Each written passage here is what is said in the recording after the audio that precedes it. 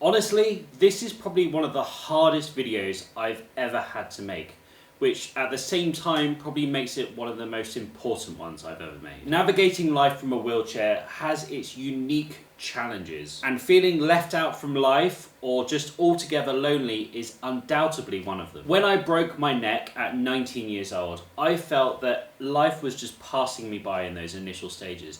Everybody was going off to university, traveling the world, all that kind of stuff, and I was just stuck in that hospital ward, wondering what the hell had happened with my life. During those early days of my accident, I lost all of my friends that I currently had, and my plans for life were just torn up altogether. Despite all of that though, 14 years later, where I am today, I have managed to steer it in a more positive direction, and into a place now where my life has purpose, happiness, and I have a wonderful group of people around me that support and love me in every possible way that I need them to. And I wanted to make this video to share my journey in overcoming this, but also to give advice and to help for those who are also in this situation, whether you've just been injured, you've been injured as long as me or longer, or even if you've not been injured at all. I want to share some of the advice to help you through those negative feelings. And the first one is to actually acknowledge those feelings. When I was first disabled, I didn't really know what to think about the situation. It was quite overwhelming, to be honest with you. For the first 7 months, I was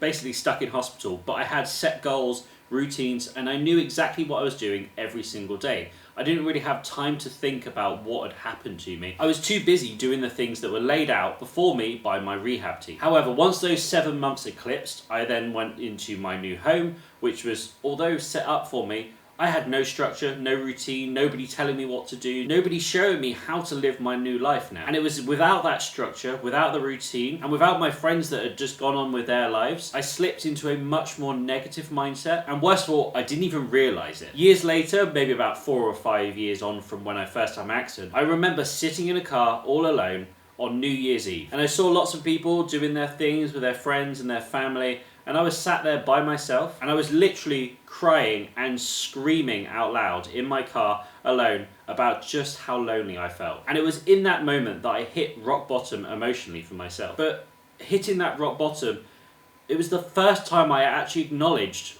what was actually wrong with me. There was always this nagging feeling that I wasn't quite right with myself mentally, but it was when I hit rock bottom, when I finally acknowledged that I was feeling lonely, that I was like, I know what's wrong. Now I can do something about it. Up until that point, I didn't even realise that I was lonely. I still had family, I still had made some friends along the way, but I felt like I wasn't really connected with them. And that was on me more than anything else. And that's why it's okay to feel like you're lonely and left out sometimes. These emotions are valid, they are real, and they belong to you. But it's essential to acknowledge them and understand they exist, rather than just pushing them away. Because when we understand that they exist, we can do something about it and turn it into a much more positive mindset. For myself personally, by acknowledging these feelings, I finally admitted to myself that I wasn't happy, rather than just hiding it, even if I didn't realise that I was actually hiding it. And also I discovered that although all my past friends had moved on with their lives and they were doing their own things, I hadn't made the effort to, one, reach out to them and see how they were doing, see if we could meet up, but also I hadn't made any effort into making new friends.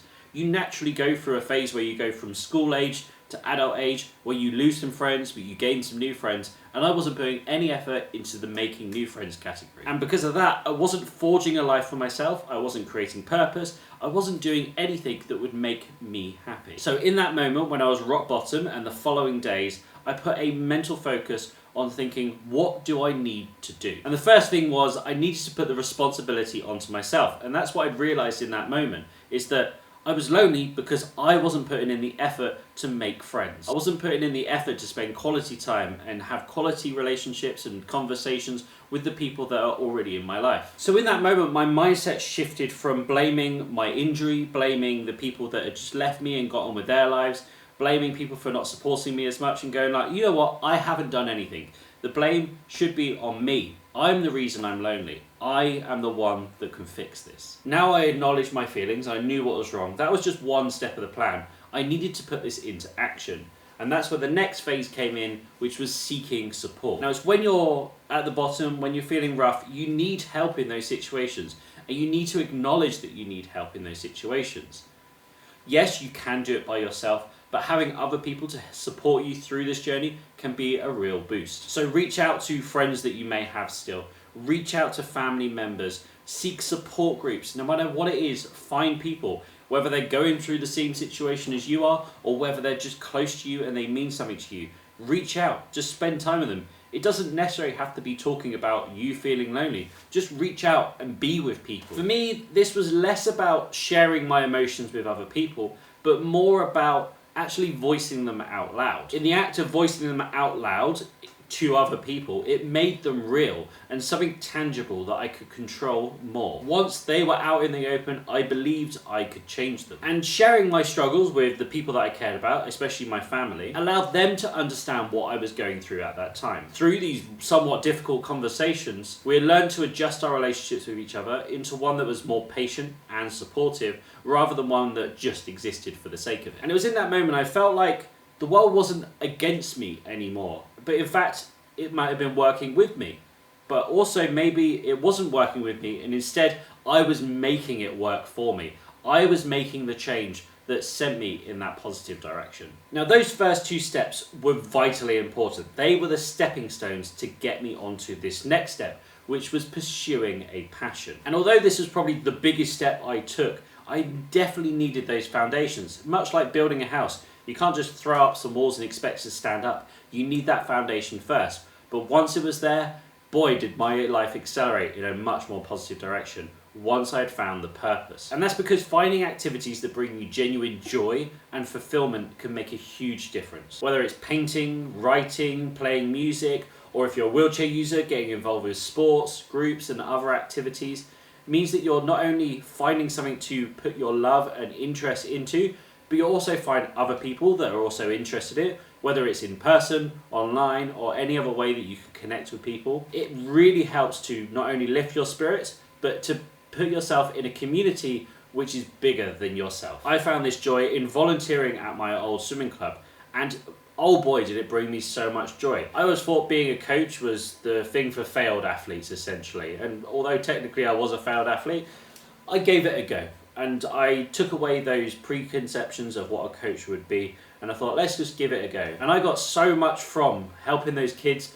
to fulfill their dreams and help them on their path towards essentially what I wanted to do, brought me more joy than my own personal swimming career brought me overall, altogether. And it was just so heartwarming, so nice, genuine, and it was just felt amazing to be able to help people on their journey. And it was this giving back to the community that really helped to overcome this loneliness. I had made friends in the other coaches, the parents, the staff at the swimming pool that I was coaching at. It helped to introduce me to some new people that I may never have been friends with otherwise, and really helped to combat the loneliness that I was feeling. So I would consider the same, volunteering with organisations and situations that you care about and you're passionate about, maybe linking it to a hobby that you're already doing. And this gives you a sense of purpose. So for me, my purpose was now helping these kids, these teenagers that wanted to do the same as what I wanted to do, and to help them on that journey. And to be honest, it wasn't necessarily the results that was helping it, but it was seeing the progression of both their physical state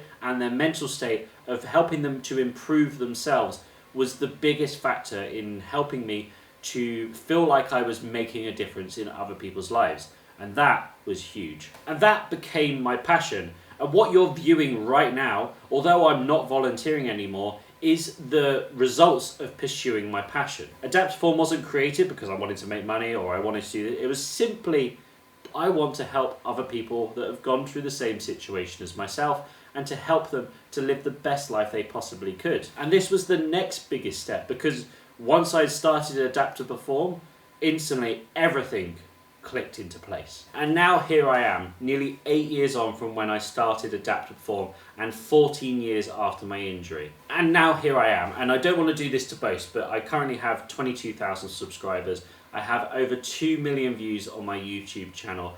I have helped people from numerous countries all around the world. I am currently married for the last 2 years. I am currently right now, I'm in Tokyo in Japan, and I've been to 35 countries in the last 2 years, spreading the word of Adaptiform and traveling.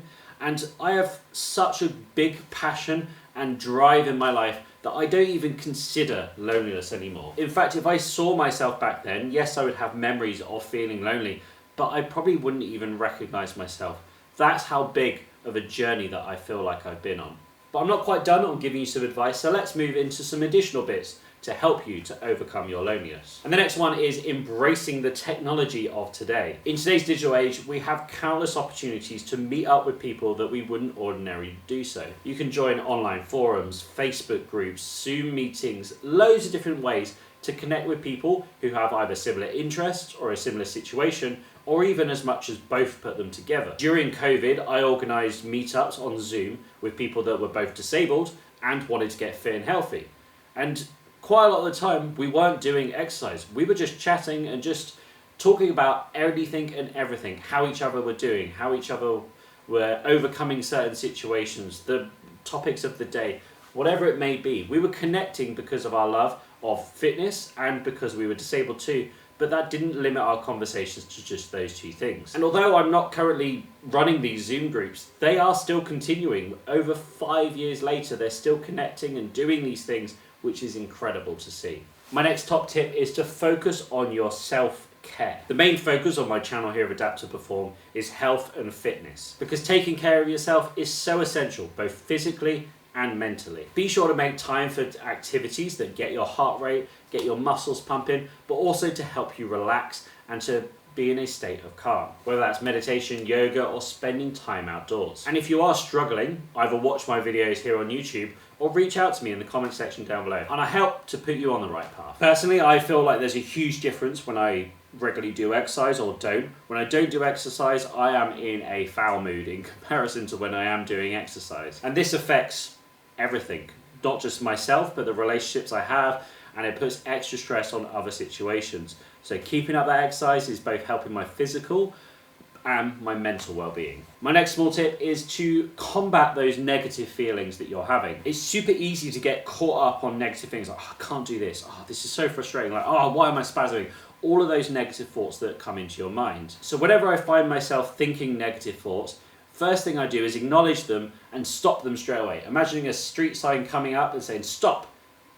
That's what we do, stop in that situation. And before I have any other thoughts, I just do the deepest, longest breathing I can do. This is going to help reduce that nervous system down and to help me to relax and to help me look at things a bit more objectively.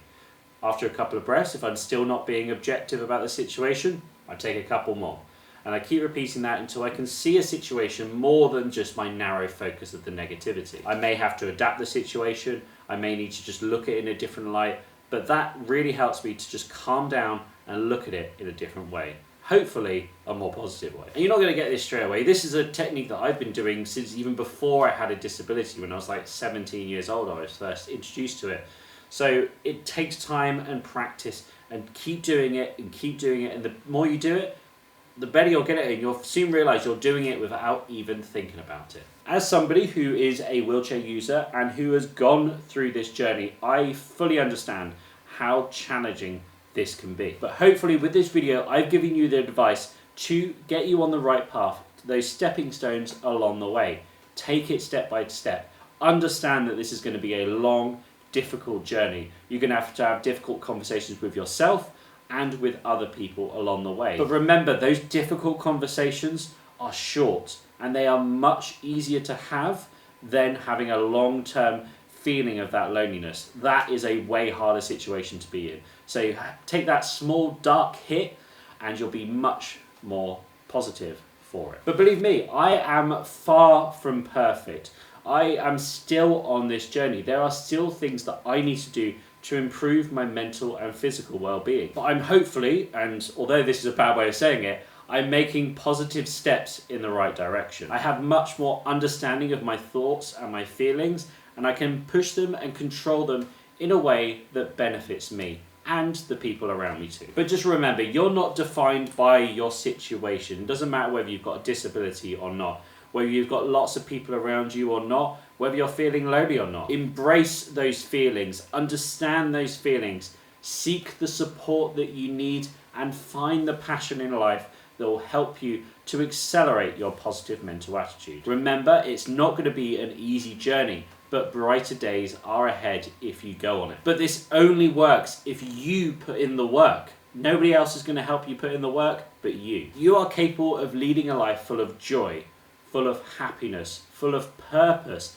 no matter what situation you're in and no matter what obstacles you face. Are you ready to start your fitness journey? Then sign up now at adapttoperform.co.uk and get access to hundreds of workouts specifically for us wheelchair users.